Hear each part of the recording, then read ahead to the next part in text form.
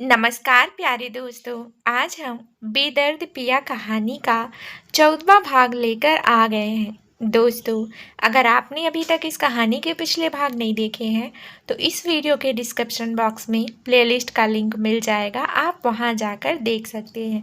तो चलिए दोस्तों, आगे की कहानी को शुरू करते हैं। सुबह का वक्त, राजवीर का कमरा, सूरज की रोशनी बेडरूम में आ रही थी और वह सूरज की रोशनी राजवीर और नंदिनी पर पड़ रही थी। नंदिनी स्ट्रेट पोजीशन में सोई हुई थी और वहीं राजवीर नंदिनी के कमर पर सर रखे हुए सो रहा था। राजवीर ने इस वक्त अपनी अपर बॉडी पर कुछ नहीं पहना हुआ था, बस लोअर बॉडी पर उसने शॉर्ट्स पहन रखे थे और राजवीर का सर नंदिनी के कमर पर था और हाथ नंदिनी के पैरों के पास। तभी नंदिनी की नींद धीरे धीरे खुलने लगती है और नंदिनी को कुछ अपने पेट पर दबाव महसूस होता है और कुछ भारी भारी सा भी। वह एकदम से अपनी आंखें खोलता है और उठने की कोशिश करता है तो उठ नहीं पाता है, क्योंकि राजवीर इस वक्त सोया नंदिनी के पेट पर। यह देखकर नंदिनी हैरानी से राजवीर की तरफ देखने लगती है और वह हड़बड़ाते हुए उठ जाती है। इसी हड़बड़ाहट में राजवीर भी एकदम से चौंक कर उठ जाता है और दोनों की नजरें मिलती है और दोनों ही नजरों में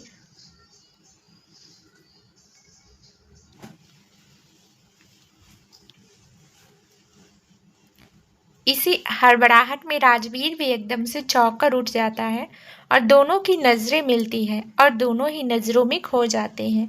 पर नंदिनी खुद को संभालते हुए कहती है, आप ठीक से सो जाइए, मैं फ्रेश होकर आती हूँ, मुझे कॉलेज जाना है। राजवीर भी कुछ नहीं कहता और नंदिनी को जाते हुए देखता ही रहता है। फिर राजवीर अपनी आंखें मलने लगता है, क्योंकि देर रात काम करने के बाद वह डायरेक्टली यहाँ आकर सो गया था और वह टाइम देखा तो सुबह के 6 बज रहे थे। यह देखकर राजवीर सोता नहीं है और अपने जिम एरिया में चला जाता है। जिम एरिया में राजवीर ट्रेडमिल पर दौड़ रहा था और वह किसी से बात कर रहा था। उसने अपने कानों में ईयरबड्स लगाए हुए थे। इस वक्त राजवीर बहुत गुस्से में था और उसका ऑरा अभी कोल्ड हो चुका था। मुझे जल्दी से जल्दी मलिक खानदान और दीवान खानदान के मोमेंट के बारे में बताओ, वह क्या करने वाले हैं और क्या नहीं।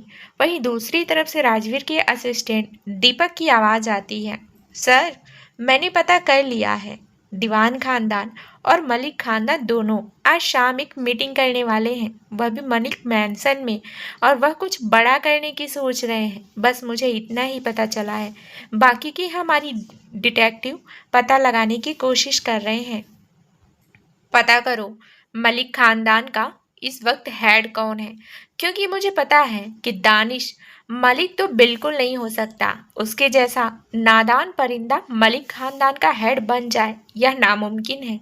राजवीर की बात सुनकर उसका असिस्टेंट कुछ सोच कर जवाब देता है, सुना है सर कि दानिश का बड़ा भाई जैद मलिक वह भी इंडिया आ चुका है और मुझे वही लग रहा है कि वही मलिक खानदान का करंट हेड है। मलिक कॉरपोरेशन का सीईओ भले ही दानिश मलिक हो और उसका चेयरमैन जैद मलिक है। राजवीर ट्रेडमिल पर दौड़ते हुए सामने रखे पानी की बोतल उठाता है और एक अच्छा पानी पीता है और फिर से रख देता है और फिर कुछ सोच कर कहता है, हाँ, मुझे पता था कि दानिश मलिक बस हमारे खिलाफ एक मोहर है। असली खेल तो उसका भाई जैद मलिक खेल रहा है। इतने वक्त से हम जिसे ढूंढ रहे थे वह बस हमारे कुछ कदम दूर है।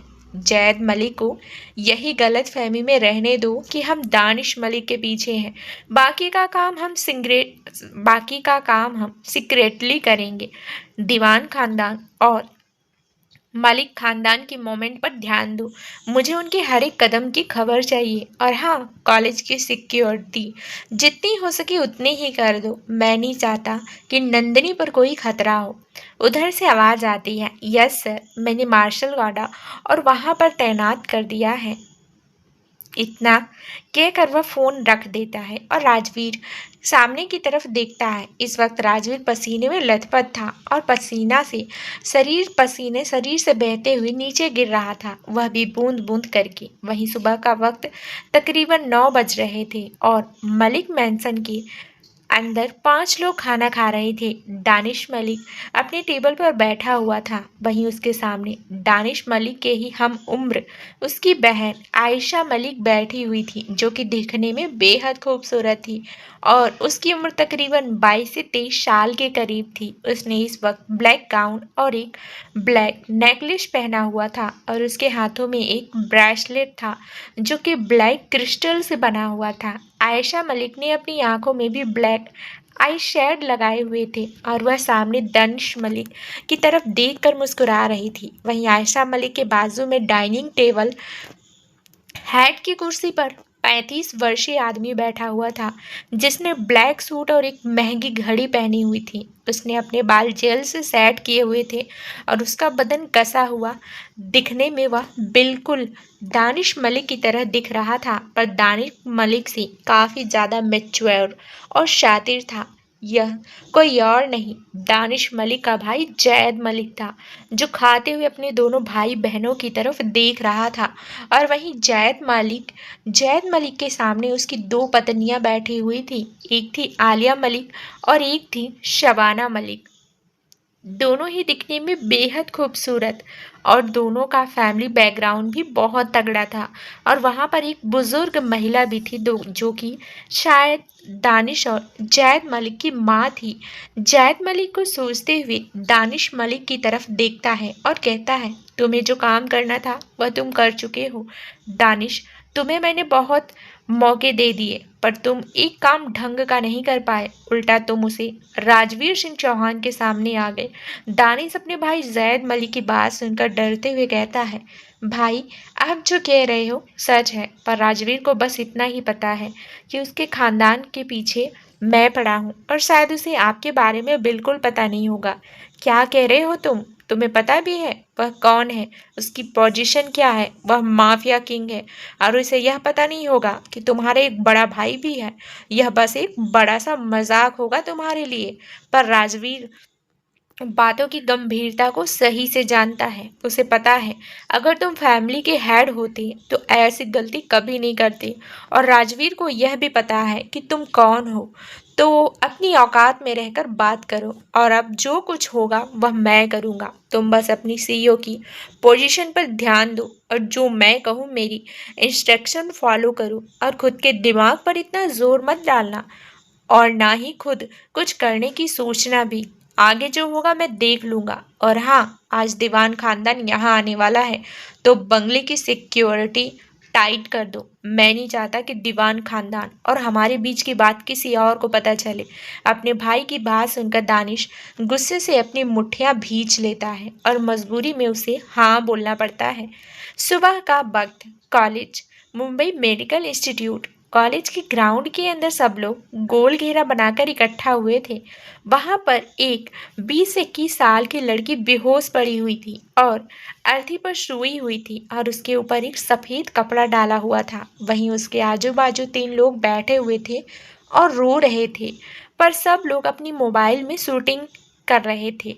वहीं कॉलेज के गेट के बाहर एक कार आकर रुकती है, जिसमें से नंदनी बाहर आती है और उसके दूसरे साइड से वेरोनिका। वहीं गेट के पास ही आलिया खड़ी हुई थी, जिसके चेहरे पर नंदनी को देखकर एक स्माइल आ जाती है। आलिया नंदनी की तरफ देखती है और उसके पास उसे गले मिलने के लिए चली जाती है। दोनों सहेली एक दूसरे को गले मिलती हैं और एक दूसरे के गाल को किस करती हैं।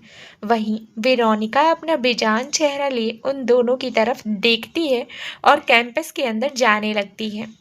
तभी उन्हें एक जगह बहुत सारे लोग जमा हुए दिखते हैं। नंदिनी आलिया की तरफ देखते हुए बोली, क्या हुआ आलिया, यह सब लोग एक जगह भिड़े इकट्ठे करके क्यों खड़े हैं? आलिया नंदिनी की बात पर, वहां पर मेरी हल्दी चल रही है ना, इसलिए। पगली कहीं की, मुझे क्या पता, मैं भी तो तेरे साथ अभी अंदर आ रही हूँ ना। इतना कहकर दोनों अंदर आ जाती हैं और उस भीड़ की तरफ जाने लगती हैं। नंदिनी फिर से आलिया से बोलती है, कहीं टकलू प्रिंसिपल तो नहीं निकल गए? नंदिनी की बात पर आलिया उसकी तरफ मुस्कुराते हुए देख कर कहती है, ऐसी अशुभ समय पर क्या शुभ बात कर रही है नंदिनी, तूने मेरा तो दिल खुश हो गया। काश वही हो, मैं तो गंगा नहा लूंगी। अरे ना ना, वह तो बहुत जिएगा, उसके पापा का घड़ा अभी तक भरा नहीं है ना, इसलिए। चलो चलकर देखते हैं वहाँ क्या हुआ है। इतना कहकर दोनों ही उस भीड़ के पास पहुंच जाती हैं। आज आलिया और नंदिनी ने सेम कपड़े पहने हुए थे। दोनों आज वाइट कुर्ता ब्लैक जींस पहनी हुई थी और उसमें दोनों कयामत की खूबसूरती ढा रही थी। आलिया चलते हुए उस भीड़ के पास पहुंचती है, नंदिनी भी उसके पीछे पीछे पहुंच जाती है और दोनों सहेलियां भीड़ को अलग करने लगती हैं। तो सामने एक अर्थी में एक लाश को देखकर नंदिनी और आलिया कंफ्यूज हो जाते हैं और सामने कुछ लड़कियां रो रही थी। शायद उन्हें ढंग से रोना नहीं आ रहा था। नंदिनी सारा मामला समझ जाती है और वह आलिया के कंधे पर हाथ रखती है और दोनों की आंखें मिलती हैं। नंदिनी और आलिया दोनों आंखों ही आंखों में बात करते हैं और उनके दिमाग में खुरापाती आइडिया आता है। तभी वहां पर किसी के जोर जोर से रोने की आवाज आती है। हाय रे, इतनी कम उम्र में छोड़कर चली गई रे। सब लोग उस आवाज की तरफ देखते हैं तो यह आलिया थी जो छाती पीट पीट कर रोने लगती है और एकदम से नीचे बैठकर अपना सिर पकड़ लेती है। तभी वहां पर दूसरी आवाज गूंजती है। यह क्या उम्र थी तुम्हारे जाने की। हाय रे भगवान, अचानक से यह वातावरण परिवर्तन होते देख सब लोग हैरान हो जाते हैं। नंदिनी और आलिया उस लड़की को जानते थे, पर जाकर क्या होने वाला था वह वह पूरा कैंपस अनजान था। तभी आलिया छाती पीटती हुई रोती है। कैसे हुआ, कब हुआ, क्यों छोड़कर चली गई रे तू। जाने से पहले मेरे 1,000 रुपए तो देकर जाती रे तू। बस एक बार तो पार्टी देकर जाती तू, आगे नंदिनी ने कहा। फिर दोनों एक दूसरे के गले मिलकर रोने लगी, जैसे कि उन्हें बहुत बड़ा सदमा लगा हो और उनका कोई अपना इस दुनिया से चला गया हो। वहीं वेरोनिका इन दोनों के बदलते एक्सप्रेशन को देखकर वह भी हैरानी से उन दोनों की तरफ देखने लगती है, क्योंकि क्या हुआ, कैसे हुआ, उन्हें पता ही नहीं चला। आलिया और नंदिनी दोनों लिपटी हुई लड़की के पास जाते हैं और जोर जोर से रोते हुए उसे कहने लगते हैं। कुत्ती की तुम्हारी कुत्ती कहेगी, तुम्हारी तो मेरे तू तो मरी, लेकिन मेरे पैसे क्यों नहीं दिए तूने। उस लड़की की तरफ देख कर रोने की एक्टिंग करते हुए कहा। तभी नंदिनी कहती है, कितने अरमान सजाए थे मैंने कि तू जब कुछ बिमल खाने वाले प्रसाद से शादी करेगी, तब मैं तुम्हें उसके साथ बिमल खाते हुए एक साथ जुबान केसरी बोलते हुए देखना चाहती थी। जब प्रमोद के बिमल वाले होठ तेरे होठों से मिलते हैं, वह फोटो निकालना चाहती थी। तभी वहां पर किसी की आवाज घूमती है। अरे बस कर दो भाई, साला चैन से मरने भी नहीं देते। और तुम दोनों रुदाली की तरह क्यों रो रहे हो। मैं कहाँ सच में मर रही हूँ, मैं तो बस कॉलेज की फेस्टिवल के लिए डेड बॉडी की एक्टिंग कर रही हूँ, जबकि उसकी प्रैक्टिस कर रही हूँ। जब आलिया और नंदिनी उस लड़की की आवाज़ सुनते हैं तो लड़की की तरफ देखते हैं और दोनों मुस्कुराने लगते हैं। यह लड़की कोई और नहीं, नंदिनी और आलिया की एक बेस्ट फ्रेंड टीना थी, जो कि कुछ दिनों के लिए बाहर गई हुई थी और आज डायरेक्टली पधारी और डेड बॉडी की एक्टिंग करने लगी। टीना उन दोनों की तरफ देखते हुए उनकी तरफ घूर कर देखते हुए बोलती है, तुम दोनों को यह प्रोफेशन छोड़कर रुदाली वाला प्रोफेशन पकड़ लेना चाहिए। अरे मैं जिंदा हूँ, इतनी जल्दी मरने वाली नहीं। आलिया उसकी तरफ देखकर थोड़े मजाकिया अंदाज में कहती है, यार मुझे लगा तुम मर गई, इसलिए मैंने 13वीं की भी तैयारी कर ली थी। मैंने कितने अरमान सजाए थी तेरी 13वीं के लिए। एक अच्छा सा गाना गाऊंगी और भरपेट खाना खाकर वहां से चली जाऊंगी। मैंने तो इमेजिन भी कर लिया था, तो तेरी 13वीं भी मैं क्या क्या खाना होगा, पर तू तो जिंदा है। कितनी दुष्ट हो तुम आलिया, मेरी 13वीं का खाना खाना चाहती थी। टीना ने आलिया की तरफ देखकर गुस्से में कहा। तभी आलिया टीना को रोकते हुए नंदिनी की तरफ देखती है और दोनों एक साथ कहते हैं, अरे टीना, हम तेरी 13वीं का नहीं, उसके साथ श्राद्ध का भी खाना खा सकते हैं। वहीं वह जो भीड़ जमा हुई थी वहां पर, वह सब लोग हैरानी से इन तीनों की बातें को देख रहे थे। सबको पता था कि कॉलेज का फेस्टिवल आने वाला है और वहां पर एक मेडिकल ड्रामा होने वाला है। उसी में ही टीना को डेड बॉडी का रोल मिला हुआ था। आलिया टीना की तरफ देख कर कहती है, मैंने सुना है लोग डॉक्टर बनते हैं, लोग इंजीनियर बनते हैं और एक्टिंग करनी हो तो एक्टर बनते हैं। पहली बार देखा किसी को डेड बॉडी बनते हुए। मुझे लगा तुम मेरे 1000 रुपए देने से पहले ही मर गई, तो इसलिए मेरे 1000 रुपए मुझे अभी वापस कर दे। पिछले 5 महीने से तू मेरे 1000 रुपए दे नहीं रही है, तो जल्दी से मेरा रुपया वापस कर दे, वरना यहीं तुझे जिंदा लाश बनाने में वक्त नहीं लगेगा। आलिया ने चिढ़ते हुए कहा। नंदिनी खड़ी होती है, फिर अपनी फ्रेंड टीना को भी उस अर्थी से उठाकर खड़ी करती है। टीना आलिया की तरफ देखकर अपना मुंह लटकाते हुए कहती है, कितनी दुष्ट आलिया, बस 1000 रुपए के लिए मुझे मारना चाहती है। कितनी दुष्ट है तू। हे भगवान, मुझे अभी के अभी उठा ले।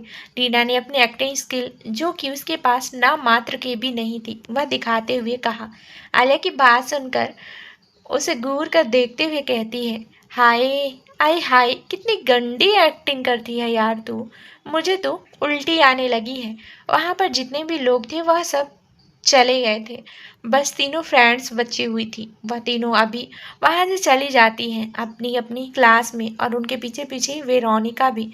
शाम का वक्त हो रहा था, सब लोग अपने अपने घर आ चुके थे। नंदिनी अपने कमरे में अपनी पढ़ाई कर रही थी और दादी जी हॉल में बैठकर सिलाई और बुनाई का कुछ काम देख रही थी।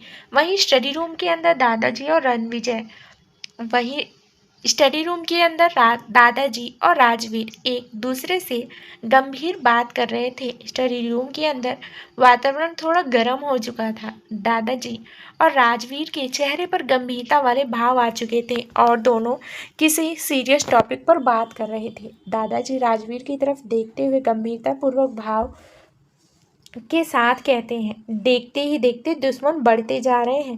पहले मलिक परिवार कम था, जो अब दीवान परिवार भी आ चुका है। तुम्हें कुछ ना कुछ सोचा होगा, क्योंकि हम ज़्यादा दिन तक शांत नहीं बैठ सकते। हमें कुछ ना कुछ कदम उठाना ही होगा। राजवीर दादाजी की बात सुनकर उनके चेहरे के सीरियस भाव को देखकर वह दादाजी को शांत करते हुए बोलता है, आप किसी बात की चिंता मत कीजिए।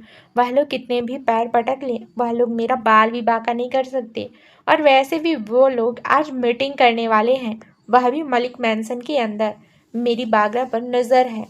उस मीटिंग पर अगर मैं चाहूँ तो उस मीटिंग को एक पल में ही बर्बाद कर सकता हूँ। पर देखते हैं गिदड़ कितने दिन तक शेर के खिलाफ प्लानिंग करते हैं। एक न एक दिन उन्हें शिकार तो होना है। मुझे तुम पर पूरा भरोसा है राजवीर पर। मेरे मन में डर सताया जा रहा है, वह लोग तुम्हें कुछ नहीं कर सकते हैं और ना ही मुझे। पर नंदिनी का क्या, उसके लिए तुम्हें कुछ सोचना होगा। वह बहुत कमज़ोर है पर वह मजबूत है, और तुम्हें मैं एक सजेशन देना चाहता हूँ। नंदिनी की पर्सनालिटी में चुलबुलापन ज़्यादा है। तुम्हें उसकी पर्सनालिटी बदलनी होगी, उसे माफिया क्वीन के रूप में रूपांतरण करना होगा कि आगे चलकर ही उसे तुम्हारे साथ खड़े रहकर सारे काम करने हैं। वैसे मुझे नंदिनी पर पूरा भरोसा है। दादाजी चिंता करते हुए राजवीर से कहते हैं, हाँ मैं आपकी चिंता को समझ रहा हूँ। आप चिंता मत कीजिए दादाजी, नंदिनी की ट्रेनिंग आज से ही शुरू हो जाएगी। मैंने हमारे मार्शल गार्ड के सबसे पावरफुल ट्रेनर को यहाँ बुलाया है। वह नंदिनी को मार्शल आर्ट और बुशवार्ड ट्रेनिंग के साथ में उसे शूटिंग स्किल भी सिखा देंगी, जिसे नंदिनी अपनी आत्म सुरक्षा के लिए इस्तेमाल कर सकती है। आप चिंता मत कीजिए, मैं उन लोगों को अभी अपने मशूबों में कामयाब नहीं होने दूंगा। उन दोनों परिवार ने जो सालों पहले किया है, उनका हिसाब तो उन्हें फिर से देना ही होगा। अगर उन्होंने फिर से मेरे अपने छीनने की कोशिश की तो मैं उनकी हस्ती मिटा दूंगा। मुझे तुम पर पूरा विश्वास है राजवीर, और अब मैं तुम्हारी और नंदिनी की लाइफ के बारे में सोच रहा हूँ। तुम दोनों को जल्द से जल्द एक नई शुरुआत कर लेनी चाहिए।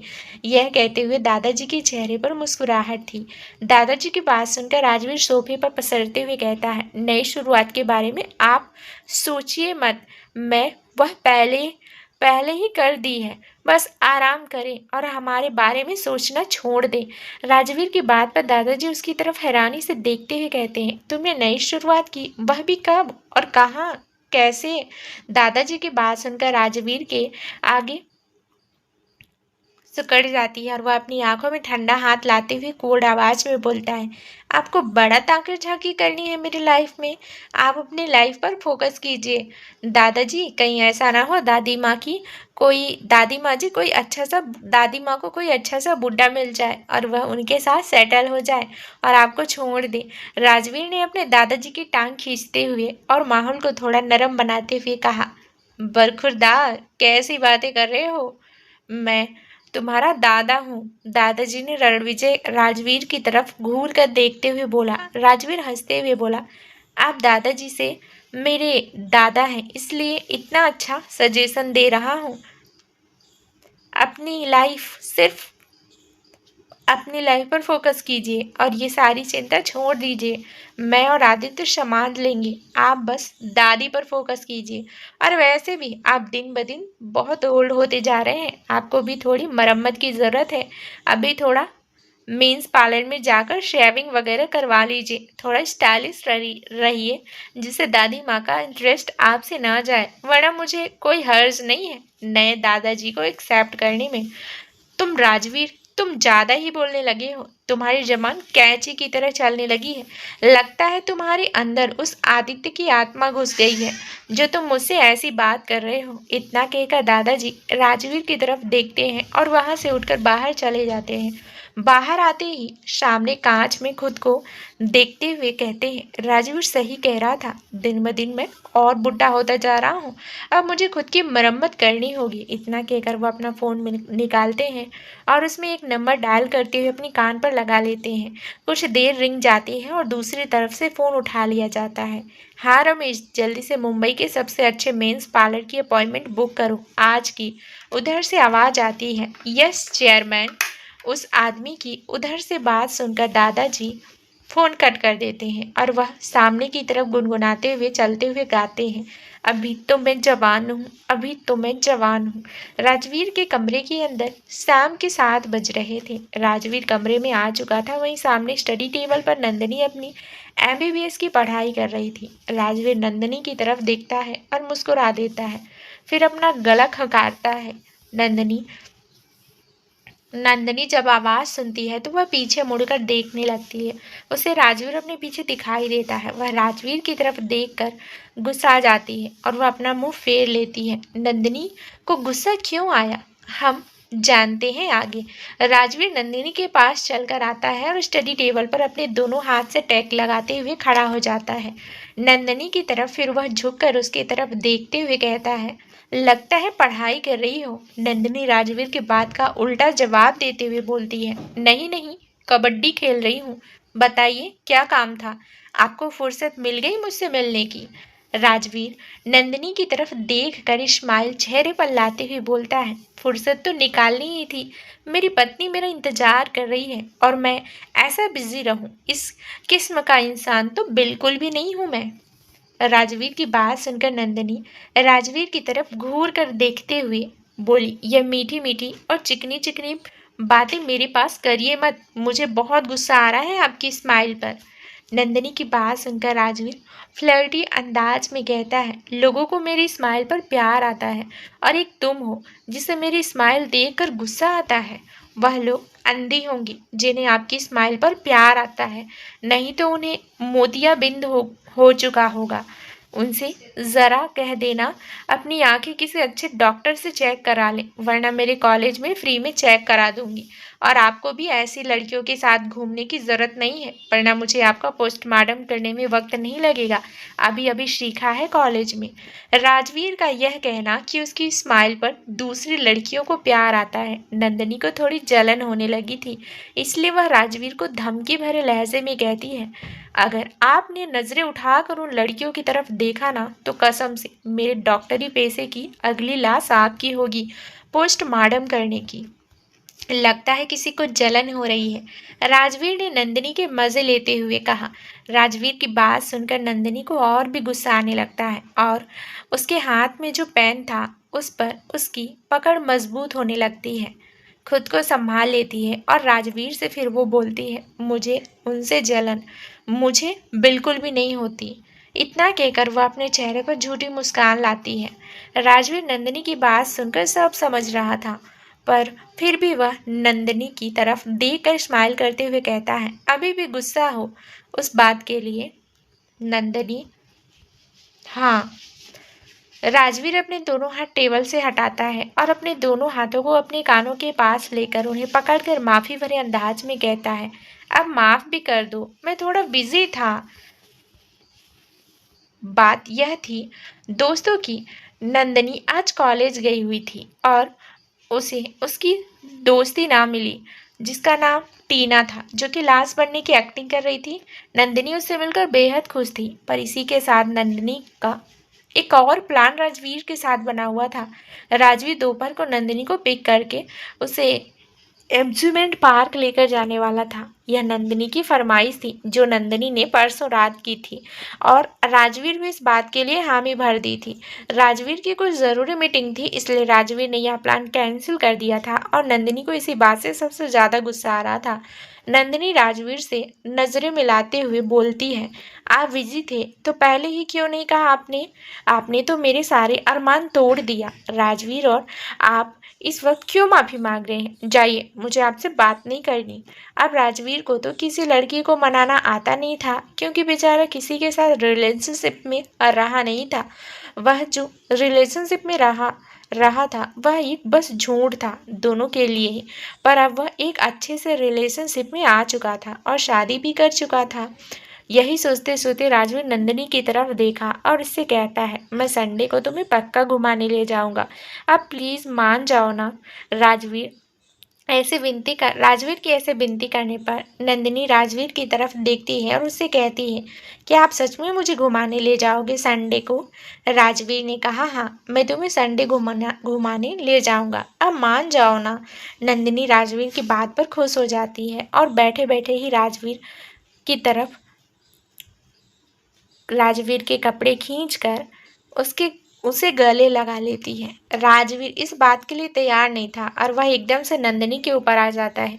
वहीं नंदिनी एक्साइटमेंट में यह भूल जाती है कि वह सोफे पर नहीं कुर्सी पर बैठी हुई है, इसलिए राजवीर के बाहर आते ही वह कुर्सी लड़खड़ाने लगती है राजवीर के बाहर से, और नंदिनी पीछे की तरफ जाने लगती है। पर राजवीर एकदम से खुद को संभालता है और नंदिनी को अपनी तरफ खींच लेता है और नंदिनी एकदम से राजवीर के गले लग जाती है। नंदिनी भी एक पल के लिए डर गई थी कि आज उसका सच में राम नाम सत्य होने वाला था। वहीं नंदिनी की धड़कनें भी तेज हो गई थी। राजवीर नंदिनी को खुद से थोड़ा दूर खड़ा करता है और उसकी तरफ देखते हुए कहा, तुम ठीक तो हो ना? नंदिनी भी हाँ में सिर हिला देती है। फिर वह नंदिनी की तरफ देखते हुए कहता है, तुम ऐसी उलूल जुलूल हरकतें क्यों करती रहती हो? थोड़ा सिंसियर बनो, आज तुम गिर जाती तो? इतना कहकर राजवीर नंदिनी को धीरे धीरे कर बेड पर लेकर आता है और वहीं पर बिठा देता है और इसकी तरफ देखते हुए कहता है, बैठो, मुझे तुमसे कुछ ज़रूरी बात करनी है। नंदिनी एकदम से राजवीर की तरफ देखती है और कहने वाली होती है, पर शांत रह जाती है। राजवीर नंदिनी की तरफ देखते हुए बोला, हाँ पता है, तुम उत्साहित हो कि मैं तुम्हें क्या कहने वाला हूँ। नंदिनी अपने पल के जवाब देती है और एक टक राजवीर की तरफ ही देखती रहती है। मैं तुम्हें बताने वाला हूँ, तो तुम मेरी बात ध्यान से सुनो। मैं तुम्हें कुछ बताने वाला हूँ। आज तुम्हारी ट्रेनर आने वाली है तुम्हें ट्रेनिंग देने के लिए। तुम्हारे लिए ट्रेनिंग बहुत ज़रूरी है। मैंने तुम्हें भी पहले बताया था, अगर हमें साथ रहना है तो तुम्हें खुद को सुरक्षित रखना बेहद ज़रूरी है और तुम्हारी ट्रेनिंग आज से ही शुरू होगी। राजवीर की बात सुनकर नंदिनी ने कहा, हाँ, आपने बताया था और मैं ट्रेनिंग के लिए तैयार हूँ। तो दोस्तों, आगे अब इस कहानी में क्या नया ट्विस्ट आने वाला है, ये जानने के लिए इस कहानी का अगला भाग ज़रूर सुनें, जो बहुत ही जल्द इस चैनल पर प्रसारित कर दिया जाएगा। दोस्तों, उम्मीद करती हूँ हमारी आज की कहानी आपको पसंद आई होगी। अगर पसंद आई है तो वीडियो को लाइक ज़रूर करें और अगर आप हमारे चैनल पर नए होंगे तो जल्दी से चैनल को सब्सक्राइब कर